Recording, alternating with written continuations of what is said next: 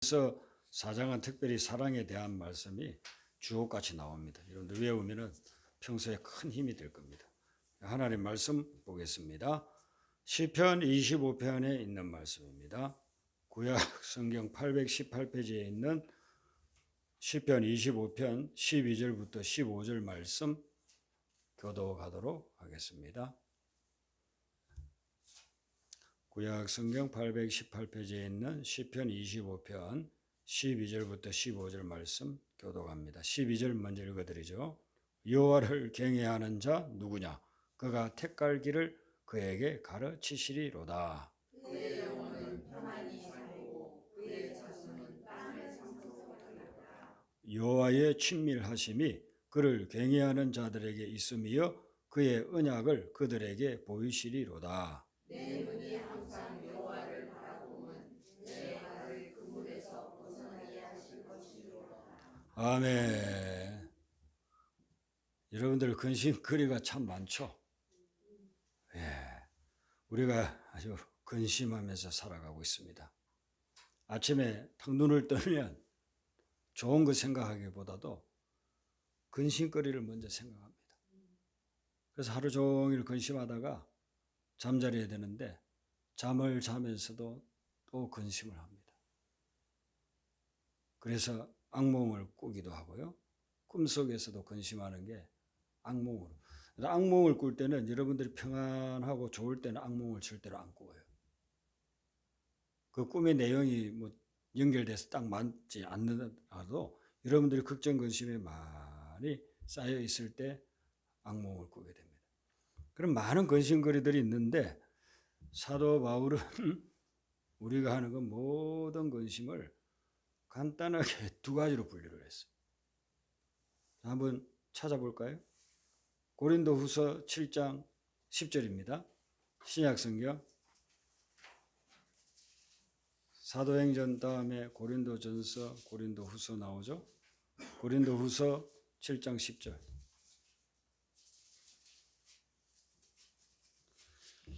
예, 고린도후서 7장 10절.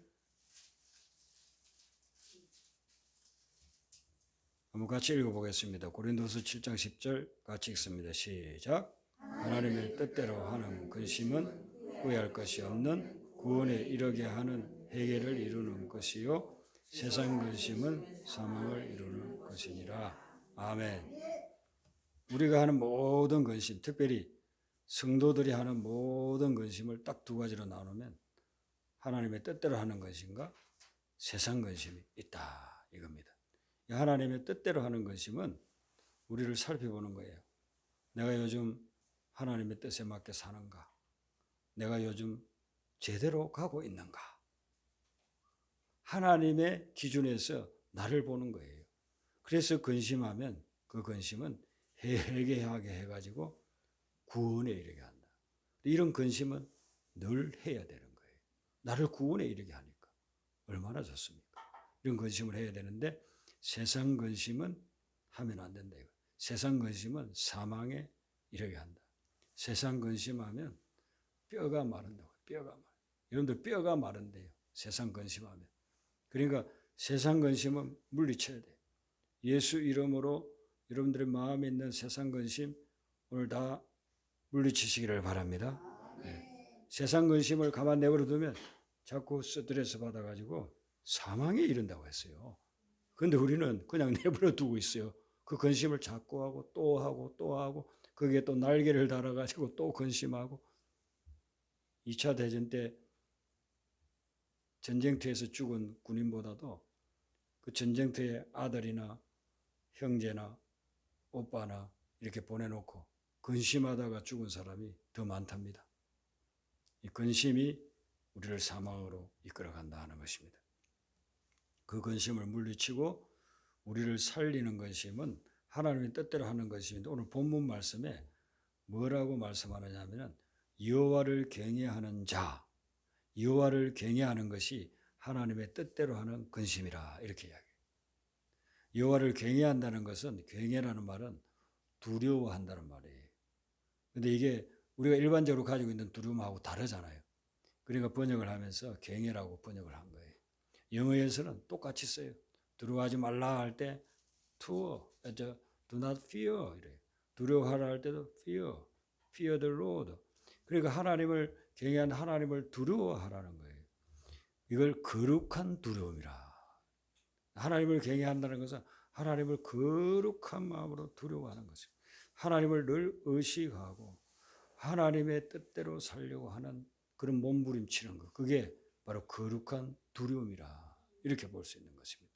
그 거룩한 두려움을 가지게 되면 우리의 삶에 어떤 일이 일어나는가 하는 게 오늘 4절에 아주 구체적으로 나타나 있어요. 우리가 하나님을 향해서 거룩한 두려움. 사람 눈치 보려고 하지 말고 사람을 두려워하지 마세요. 우리가 믿음 생활을 해도 자꾸 사람을 의식하고 사람 눈치 보고 사람을 두려워해. 저 사람이 나를 어떻게 생각할까? 내가 이렇게 하면 저 사람이 어떻게 나를 대할까? 나를 인정을 해줄까? 그래서 그 사람들에게 인정받고 사람들의 그 관심, 그 사람의 기분 여기에 신경 쓰다 보니까 여러분들 엄청나게 스트레스 받아가지고 막 건강도 무너지고 삶도 무너지고 삶이 막 망가진단 말이에요. 그런데 우리가 하나님을 믿어도 자꾸 사람 눈치를 보게 돼요. 목회자는 자꾸 성도들 눈치를 보게 돼요. 성도들 눈치를 보면 안 돼요. 성도들을 말씀으로 양육하고 사랑하고 그래야지 자꾸 눈치를 보면 안 돼요. 왜? 성도들도 성도들끼리 눈치를 본다. 사람을 무서워하고 사람을 두려워하고 그렇게 하는 게 믿음이 아니다 하는 것입니다. 여호와 하나님을 두려워할 때 하나님의 기준으로 모든 삶을 보려고 할 때 어떤 일이 일어나는가? 12절에 보니까 그가 택할 길을 그에게 가르쳐 주신다. 하나님을 경외하는 사람에게 택할 길을 가르쳐 준다. 이 택할 길을 세번역에는 선택할 길이라 그랬습니다. 우리가 선택해야 될 것들이 얼마나 많습니까? 그런데 그 선택을 한번 잘못하면 아주 인생이 망가지는 것을 보게 됩니다. 결혼해가지고 사는 사람들 이야기를 들어보면 어떤 분들은 참 내 남편을 잘 만났습니다. 내 아내를 잘 만났습니다. 다시 태어나도 내 아내 같은 사람을 만나겠습니다. 그러면 부인은 다시 태어나면 절대로 안 만나겠습니다. 이렇게 하는 사람들이 있잖아요. 선택을 했는데 그 선택이 잘못된 선택을 해서 평생 고생하는 사람들 한두 사람이 아니에요. 자기 직업이나 진로에 대해서도 마찬가지입니다. 저는 미국에서 한 11년 살면서 목회했으니까 이민자들 목회를 하면서 이민을 저는 미국에 잘 왔습니다 하는 분도 있고 어떤 분은 저는 이민을 오지 않았어야 되는데 와가지고 제 인생 폭망했습니다. 그런 사람들도 있어요. 어떤 분은 자녀 교육을 위해서 이민을 왔어요. 한국에서도 교사하면서 존경받으면서 그 당시에는 30, 40년 전에는 교사하면 선생님들 얼마나 존경받았어요. 요즘은 교사하는 분들이 너무너무 힘드시더라고요. 그런데 그걸 다 내려놓고 온 이유가 유일하게 자기 아들 위해서 왔어요. 그래서 결단을 내리고 이제 거의 40대 나이에 미국을 와가지고 안 되는 영어 배우면서 세탁소 일을 하면서 했는데 이 아이가 학교 다니다가 마약하는 쪽으로 가버려요. 친구들이 막 마약하잖아요. 그럼 마약하다가 걸려가지고 이제는 감옥에 들어갔다. 거기서 또 폭행을 당했어요. 그래서 그 아들이요 감옥에서 겨우 나왔는데 며칠 안 있다가 죽었어요.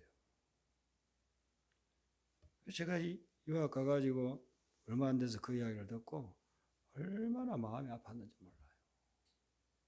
아들 하나 위해서 선택을 했는데 이미 나서 그 아들이 그렇게 비참하게 세상을 마치는 것을 그걸 겪은 그 어머니 아버지의 마음은 어떨까 생각하니까 너무 마음이 아파요. 그분이 뭐 원해서 그런 일이 일어납니까? 아니잖아요. 아들 위해서 그렇게 했는데 근데 우리가 삶을 이렇게 뒤돌아보면 이 선택을 내 나름대로는 잘한다고 했는데 그 결과가 이상한 쪽으로 가는 경우를 흔히들 보게 된다는 거예요. 그러면 이제 그것은 뭘 이야기하냐면 내 지성, 내 머리, 내 생각에는 한계가 있어요. 궁극적으로 좋은 것을 보지 못한다 이거예요. 그러니까 오늘 이 말씀에서는 여호와 하나님을 봐라 이거예요. 하나님을 보고 하나님을 두려워하고 하나님의 기준으로 생각을 할 때 그때 하나님이 선택할 길을 알려준다 이거예요. 가르쳐 주신다고 했어요. 하나님은 거짓말하는 분이 아니에요. 반드시 우리에게 그걸 가르쳐 줘요. 창세기 이제 우리 새벽에 지금 한 주간 동안 보지 않았습니까? 거기 아브라함과 롯이 나오는데 롯은 재산 많았어요. 또 똑똑했어요. 사리 분배를 잘하는 사람이에요. 그래서 자기한테 이익이 될 줄 알면 그쪽으로 탁 붙어요. 그런 사람인데 어떤 결정을 할 때 항상 당장 자기에게 이익이 되는 쪽을 결정해요. 그러니까 하나님이 뭘 원할까? 이건 염두에 안 둬요. 하나님을 믿는 사람이긴 하지만 그래서 소돔과 고모라를 택하고 그쪽에 가서 살다가 결과적으로는 어떻게 됩니까? 자기가 가진 소유, 자기가 늘 추구했던 그 엄청난 부 다 잃었어요. 유황불 내려가지고 다 잃어버리고 가족들도 아내도 잃고 겨우 자기하고 두 딸만 목숨만 건졌어요. 그것도 아브라함이 중보기도 했기 때문에 그가 살아남은 거예요. 그런데 아브라함은 어떻습니까? 그런 결정을 할 때 양보하고 배려해 줍니다. 하나님은 어떻게 생각하실까? 그게 하나님을 경외하기 때문에 그런 생각이 드는 거예요. 그래서 양보해 주었더니만은 하나님이 롯이 떠나고 난 후에 하나님이 아브라함을 엄청나게 축복을 해 주시는 거예요. 선택 한번 잘하고 못하느냐에 따라서 인생이 그렇게 달라지는 것입니다. 근데 아브라함도 원래 그랬던 사람이 아니에요. 하나님의 부르심을 받아가지고 믿음으로 결단하는 것은 잘했지만은 중간에 오다가 보니까 하란이라는 곳에 와보니까 아우 너무 좋아요. 조금만 노력해도 돈을 막 버는 거예요. 자기 고향에서는 하루 종일 해봐야 요즘으로 말한다면 한 5만 원도 벌까 말까 한데 하란에서는 하루 종일 대충 일해도 한 50만 원 버는 거예요. 하란이 너무 좋아요. 그래서 고향을 떠나가지고 하나님이 지시한 곳 가다가 중간에 중도 하차해버려요. 거기가 좋으니까 또 거기서 부를 일고 편안하게 좋게 잘 살았는데 아버지가 돌아가셔버리네. 청천벽력 같은 사건이 충격을 받았습니다. 아, 인생이 이렇게 늘 좋은 것이 아니구나. 하나님의 약속을 다시 생각해가지고 가나안으로 다시 들어가잖아요. 아브라함의 믿음의 사람이 되기까지는 많은 실수와 좌절과 절망들이 있었어요. 아브라함이 처음부터 믿음의 사람 아니에요. 하나님이 믿음의 사람으로 복의 근원으로 불렀지만은 처음부터 그런 사람이 된 게 아니에요. 그러니까 하나님께 집중하지 아니하고 자기 생각으로 결정할 때는 항상 넘어지고 깨지는 걸 볼 수가 있어요. 또 가나안 땅에 왔는데 기근이 막 부르닥치니까 아이고 여기 살다가는 나 굶어 죽겠다. 애국으로 가잖아요. 그때 하나님하고 의논하지 않았어요. 자기 생각으로 그냥 결정 내려버렸어요. 선택했어요. 자기 아내를 아내라고 하지 않고 누이라고 또 거짓말을 해요. 나중에 또 하나님이 약속한 아들을 안 주니까 종을 엘리에셀을 후계자로 삼으려고 그래요. 이런 것들이 뭐냐 하면은 우리 믿음의 사람들의 모습을 보여주는 겁니다. 우리가 은혜 받고 할 때는 어디든지 가오리다. 주님 뜻대로 살겠습니다. 그렇게 되는데 늘 은혜가 충만하지는 않잖아요. 그러면 또 보이는 것을 보는 거예요. 그걸 중요하다고 생각하고 당장 나에게 이익이 되는 것 그쪽으로 선택을 해버리잖아요. 근데 그 유혹을 벗어나려고 하면 하나님께 집중을 해야 된다는 겁니다. 하나님께 집중하고 하나님이 무엇을 원하실까? 그의 거룩한 근심을 해야 하나님이 올바른 선택을 보여주시고 가르쳐 주신다는 거예요. 그걸 이야기를 하고 있는 것입니다. 그래서 하나님은 하나님을 경외하는 자에게는요, 그 길을 다 보여줘요. 노아에게 하나님이 찾아와 가지고 앞으로 이 세상은 멸망당할 것이니 120년 동안 방주를 지으라고 그러잖아요.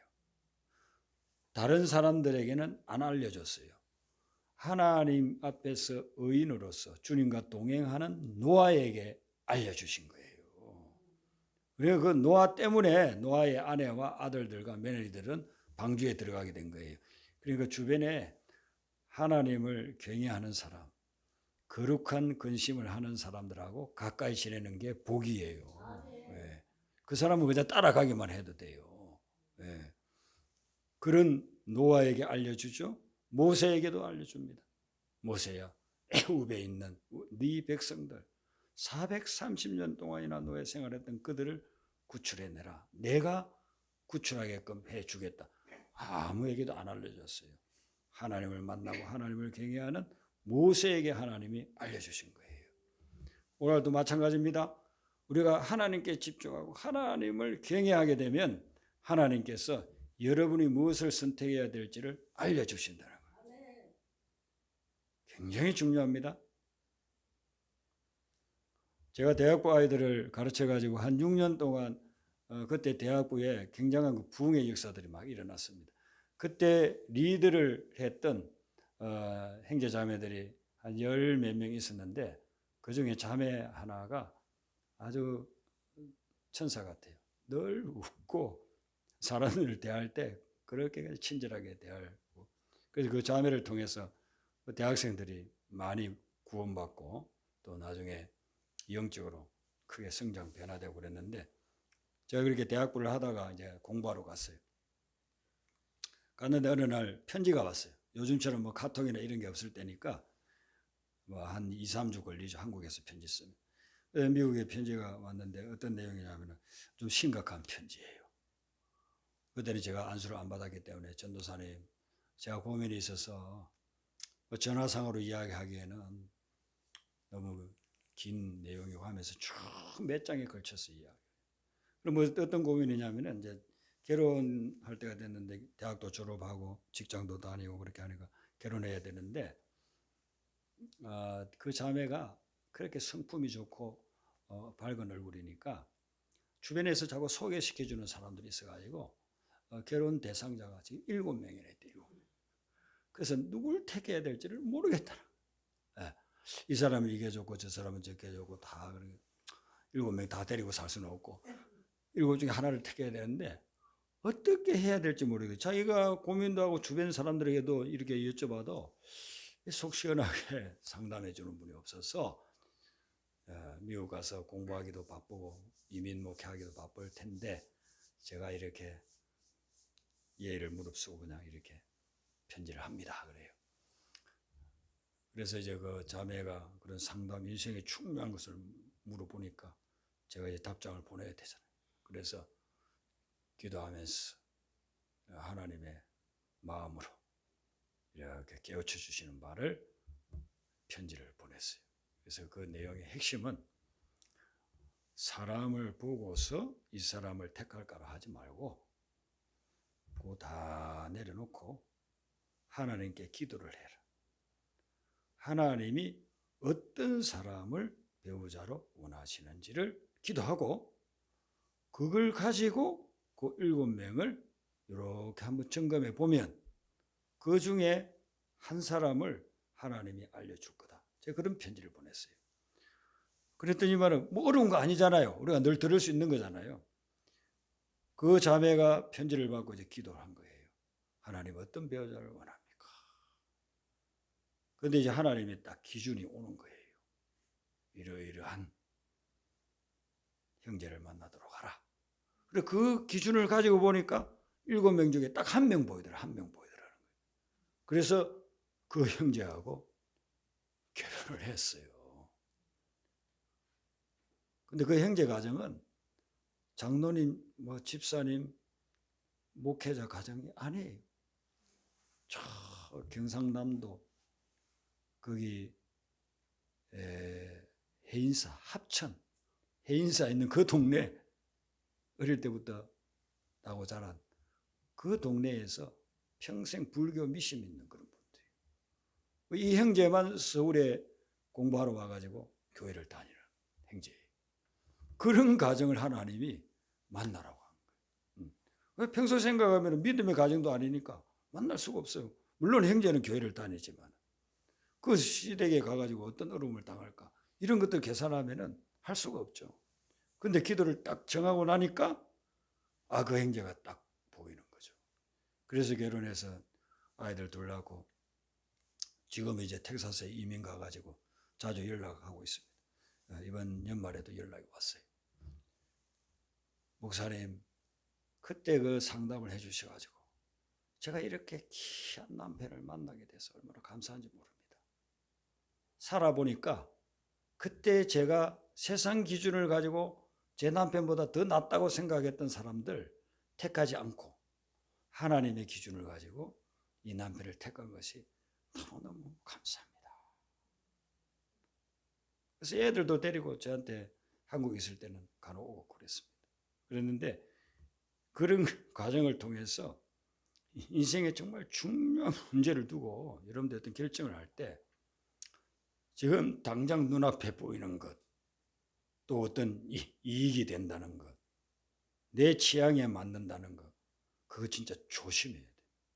조심하고 하나님이 무엇을 원하실까? 하나님의 뜻은 뭘까? 그걸 근심해야 돼. 그 거룩한 근심이에요. 거룩한 것이. 그렇게 되면 하나님이 선택할 길을 알려준다니까요. 선택할 길을 알려준다니까요. 근데 그게 아니고 그냥 뭐 사람들이 좋은 길이라고 하니까 이렇게 가. 그거 따라갔다가는 큰일 나는 겁니다. 저는 청년들을 오랫동안 목회를 했어요. 청년들 대학부, 청년부, 유학 가서도 3년 동안 청년들, 6년 동안. 그래서 청년 목회를 그렇게 많이 했어요. 그래서 청년들에게 이런 걸 강조하면은 그걸 받아들이는 청년들도 있지만 그러지 않은 청년들도 있어요. 그래서 제가 성경 공부할 때 그런 걸 이야기를 하면은 야, 기전에 들리지도 않는지 안 받아들이는 청년들이 있어요. 근데 한 자매는 자기가 너무너무 좋대요. 자기 이상향을 만났대요. 그래가지고 결혼을 했는데 몇 달도 안 돼가지고 연락이 왔어요. 전도사님, 너무너무 힘들어요. 살기 힘들어요. 여러분, 이 선택의 길은 하나님이 알려주셔야 후회함이 없는 선택을 할 수가 있는 거예요. 그러니까 중요한 일을 두었을 때는 더욱더 하나님을 의지하세요. 하나님을 경외하는 마음으로 주님의 뜻에 대해서 거룩한 근심을 하면서 하나님께 매달리면 하나님이 그 길을 보여주실 줄로 믿습니다. 자, 이런 거룩한 두려움을 가지게 될 때 두 번째로 하나님이 우리에게 어떤 일을 하시는가? 13절에 보시면 그의 영혼은 평안히 살고 그랬어요. 그는 하나님을 경외하는 자. 여호와를 경외하는 자는 영혼이 평안히 산다는 거예요. 영혼이 평안한 것이 중요합니다. 네, 몸도 평안해하면 좋지만 우리의 몸은 후패한다고 했어요. 시간이 지나면 병들고 늙어가는 겁니다. 젊은 시절에 건강하고 아름답게 멋지게 보였던 사람들 나이 들면요 똑같다고 하지 않습니까? 얼굴에 평준화가 이루어진다고 하지 않습니까? 똑같아요. 세상을 이렇게 다 지나가게 되는데 내 영혼이 평안하냐 안 하냐 이게 정말 중요한 거예요. 제가 어릴 때 어르신들이 늘 하시던 말씀이라 지금도 귀에 들리는 게 있어요. 속 편한 게 제일이야. 그래요. 이렇게 하다가 근심 어려움이 생기면요. 속 편한 게 제일이지. 속 편한 게 제일이지. 그분들은 예수님 믿는 사람들도 아닙니다. 그런데 속 편한 게 제일이라고 그래요. 이 속편한 게 뭡니까? 우리의 마음이 평안해. 근데 사람들이 그걸 잘 몰라요. 뭐 마음에 걱정, 근심, 염려가 막 생기더라도 나 돈 많이 벌어봤으면 좋겠다. 사람들 다 그러잖아요. 돈을 많이 벌어봤으면 좋겠다. 뭐 걱정, 근심, 염려가 있더라도. 근데 가난한 집 자녀들은 별로 싸우지 않아요. 그런데 부잣집 자녀들은 부모 유산 때문에 싸우는 경우가 많아요. 근데 돈을 많이 가지면 그만큼 근심도 많아지더라고요. 보니까. 저는 뭐 돈을 많이 안 가져봐서 모르겠는데 돈을 많이 가진 분들 보면은요, 근심 걱정 많아지더라고요. 예. 저 목회하면서 어떤 장로님은 수백억 대 재산을 가진 분도 있었어요. 그런데 그분은 늘 근심 걱정이에요. 근데 그걸 잘 관리했으면 좋은데 나중에 이제 몇 년 후에 만나니까 그걸 또 다 잃었대요. 수백억을 다 잃었대요. 그러니까 많이 가지는 게 그게 우리에게 근심을 줄 때가 또 많아요. 그러니까 마음이 평안한 거, 영혼이 편안한 거, 이게 참 중요한데 사람들이 그걸 모른다는 거예요. 모르고 지내는 거죠. 근데 하나님을 경외할 때는 마음의 평안을 준다는 거예요. 제가 개척교회 할 때 기도원을 자주 갔었어요. 요즘은 제가 기도원 거의 안 갑니다. 그런데 그때는 좀 금식 기도하러 기도원을 갔습니다. 며칠 지나가지고 밥을 못 먹으니까 뭐 정신이 있습니까?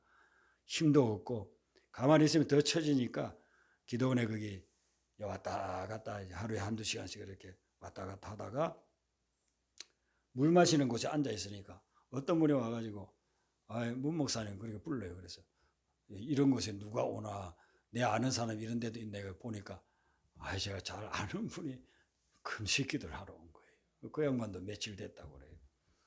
그러면서 왜 금식 기도를 하는지 이제 서로 이야기를 하게 된 거예요. 금식 기도를 하게 된 이유가 자기는 서울에서 아주 규모 있고 그런 교회에서 목회를 하러 갔는데 너무 목회가 힘들어가지고 죽을 것 같다는 거예요. 그래서 도망 나오다시피 지금 금식기도원에 왔다고 그러는 거예요. 그렇게 이야기를 하면서 자기는 이렇게 규모 있는 교회 가서 목회를 하면은 행복할 줄로 생각했다는 거예요.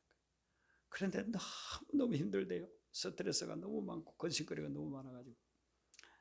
그러면서 개척하고 있는 저보고 문 목사님 참 부럽습니다. 부럽습니다. 문 목사님은 보니까 별로 근심거리가 없는 것 같는데 진짜 부럽습니다. 제가 며칠 전에 저 시골로 운전을 하고 가는데 조그마한 교회가 있더라고요. 거기 교인 몇 명 되지도 않을 것 같아요. 그런데요, 제가 속으로 그렇게 기도했습니다. 하나님, 저 서울에서 이렇게 사람들이 부러워하는 이런 규모의 목회하지 않고 저 시골 교회 가서 목회하게 해주세요. 뭐 눈물을 흘리면서 운전대 닫고 기도했대요.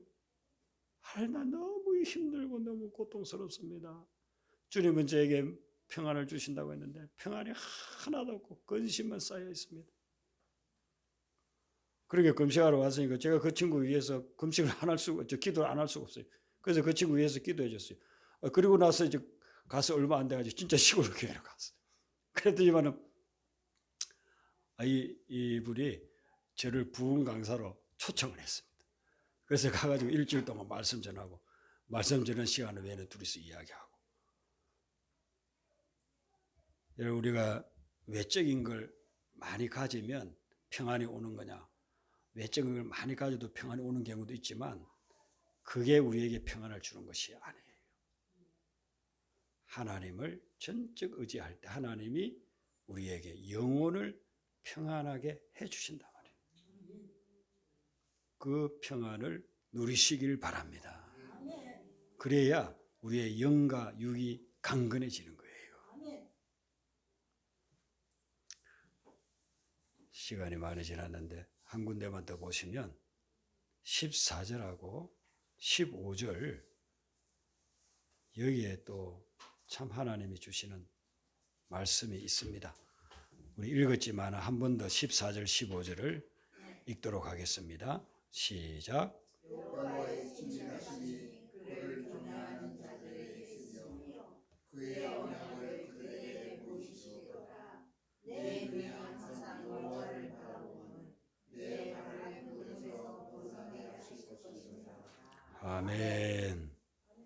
자, 여호와를 경외하는 자에게 무엇이 있다고 했어요? 여호와의 친밀하심. 14절에 친밀하심. 이 지금 여호와의 친밀하심이 그의 경외하는 자들이 있으면 이걸 바꿔서 하면 여호와를 경외하는 자에게 여호와의 친밀하심이 있다 그랬어요. 이 친밀이란 단어가 참 마음에 와닿는 너무나도 귀한 단어예요. 이 친밀이란 말을 다르게 표현하면 하나님이 임재하신다, 하나님과 동행한다 이렇게 바꿀 수 있는데 친밀이라는 말이 참 얼마나 멋집니까? 그러니까 여러분들이 하나님과 친밀해지시길 바랍니다. 하나님과 친밀해질 때 어떤 일들이 일어나는가? 14절에 보니까 그의 언약을 그들에게 보이신다. 하나님과 친밀하고 하나님과 가까워지면 하나님의 언약을 보이는데 이 언약은 축복의 약속을 이야기를 하는 겁니다. 아브라함에게 하나님이 이 언약을 보여주잖아요. 네가 하늘을 봐라. 저 별과 같은 자손들을 주리라. 지금 아들 하나도 없는데 하나님이 그런 언약을 줘요. 땅의 티끌을 봐라. 티끌보다 더 많은 자손들을 줄 거다.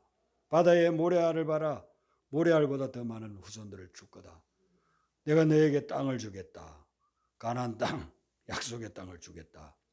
이런 약속을 아브라함이 하나님과 친밀해질 때 하나님이 그런 언약을 주신 거예요. 약속을 주신 거예요. 왜? 여러분들이 하나님과 친밀해지면 하나님이 여러분들에게도 마찬가지 언약을 주십니다. 축복의 약속을 주십니다. 네. 저는 예수님 믿고 하나님과 아주 친밀해져 가지고 새벽 기도 가고 학교 가면서 교회 들리고 집에 와서 또 저녁에 가서 기도 그렇게 하면서 하나님이 저에게 약속을 주 언약을 주시다. 너는 앞으로 목회자가 되거라. 제가 교회 안 다니고 교회 다니도 하나님과 친밀하지 않았다면 그 길을 갈 수가 없죠. 왜냐하면요, 저보다 어릴 때부터 예수 믿고 할아버지 때부터 장로님이고 그런 친구들 많았어요. 그런데 저는 고등학교 1학년 때 예수님 믿었는데 하나님이 너무 좋아. 예수님 너무 좋아. 그래서 그냥 친밀하게 교회에서 자고 친밀해지니까 하나님이 저에게 넌 앞으로 목회자가 되라. 그 마음을 하나님이 저에게 주셨는데 지금 제가 생각해도 나같이 부족하고 나같이 어려운 그런 과정에서 맨날 얻어터지고 하루라도 얻어터지지 않으면 잠이 오지 않는 그런 과정에서 그렇게 자란 나를 하나님이 불러가지고 주의 종으로 삼아주고 목회자로서 삼아주고 얼마나 감사한지. 하나님과 친밀해지니까 저를 그렇게 해주세요. 그리고 또 하나님과 친밀해지니까 그 다음에 갈 수 없는 곳에 하나님이 다 하셔가지고 유학 가서 공부하게 하시고 마치고 난 후에 또 이렇게 교회를 개척하게 하시고 지금도 그냥 하나님과 더 친밀하게 하시고 코로나 바이러스를 지내면서 목회를 제대로 할 수가 없을 때 하나님께서 새벽만 기도하던 저에게 또 저녁에도 기도하라 약속을 주시는 거예요. 그래서 요즘은 아침 저녁으로 기도합니다. 얼마나 감사한지 모르겠어요. 친밀해지는 것. 제가 처음 예수를 믿었을 때에 찬송가를 부르는데 야 이런 찬송이 진짜 찬송가 뭐 이게 사실일까. 지금은 364장인데요. 옛날에 이제 통일 찬송가예요. 364장에 이렇게 내 기도하는 그 시간 그때가 가장 즐겁다. 여러분 이 가사에 동의가 됩니까? 내 기도하는 그 시간 그때가 가장 즐겁다. 세상에 즐거운 게 얼마나 많아요. 음식 맛있는 거 먹으면 얼마나 즐겁습니까? 여행 가면 얼마나 즐겁습니까? 호텔에서 나를 왕처럼 나를 왕비처럼 대해주잖아요. 저는 이렇게 보니까 한 열 몇 군데 외국을 나간 것 같아요. 그런데 뭐 호요시가는 그런 데는 못 가고 다 선교지니까 저 뭐 블라디보스톡이니 뭐 베트남이니 자 중국의 우루무치니 카자흐스탄 이런데 뭐 그 편하게 이렇게 지낼 때는 없어요. 그래도 외국에 여행하면은 즐겁더라고요. 예, 말씀 전하고 선교사들 만나고 복음 전하는 그런 것들이 즐겁다. 세상에 즐거운 게 얼마나 많습니까? 그런데 기도 시간이 가장 즐겁다고요? 이건 그냥 시적 표현으로 해놓은 거구나 그렇게 생각했어요. 처음에 제가 이 찬송을 부를 때는.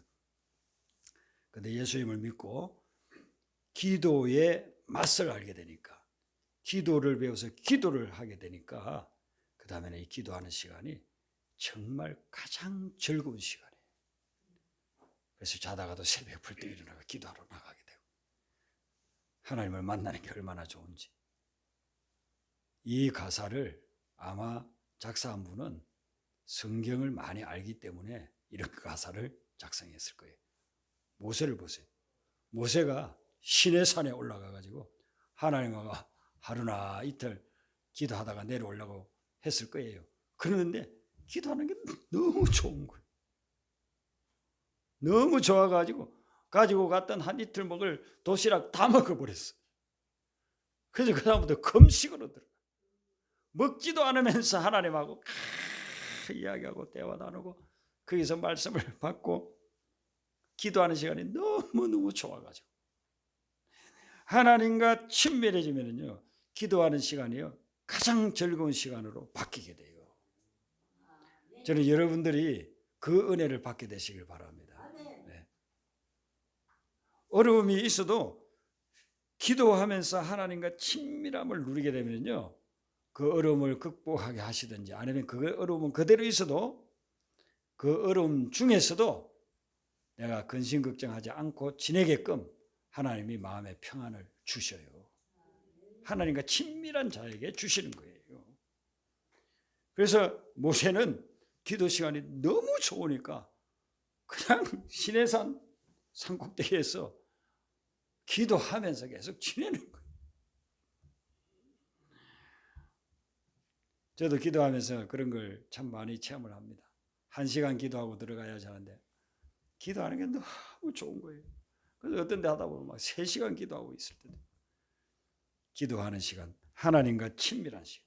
정말 여러분들 2024년은 여러분들 생애에 가장 하나님과 친밀해지는 그런 시간이 되시길 바랍니다. 예. 하나님과 친밀해, 세상과 친밀해지지 마시고 사람과는 적당하게 친밀해지시고 하나님하고 친밀해지시. 여러분 우리 인생은 지뢰밭하고 같아요. 어디에서 무엇이 터질지 몰라요. 그게 터지면 쓰러지고 넘어지고 깨지는 겁니다. 그런데 하나님하고 친밀하게 지내면 하나님이 그 지뢰를 밟지 않게 지뢰를 피해갈 수 있게끔 해주시겠다고 약속하고 있어요. 15절에 보세요. 내 눈이 항상 여호와를 바라보면 여러분 항상 여호와를 바라본다는 것은 사랑하는 연인이 서로를 바라보는 거 그걸 생각하면 돼요. 얼마나 사랑하고 얼마나 친밀합니까? 그냥 얼굴만 봐도 너무 좋아. 목소리만 들어도 너무 좋아. 어떤 때는 아무 말 안 하고 둘이만 가만 앉아만 있어도 너무 좋아. 사랑하면 그렇게 되잖아요. 예? 이제 하나님하고 내 눈이 항상 여호와를 바라. 이게 얼마나 하나님하고 친밀한 고백이에요. 이 시를 쓴 사람이 누구냐면 다윗입니다. 다윗이 하나님하고 이렇게 항상 바라보는 거 봐도 너무 좋은 거예요. 보이지 않는 하나님이지만 마음속에서 하나님을 생각하고 하나님을 의지하니까 너무 좋은 거예요.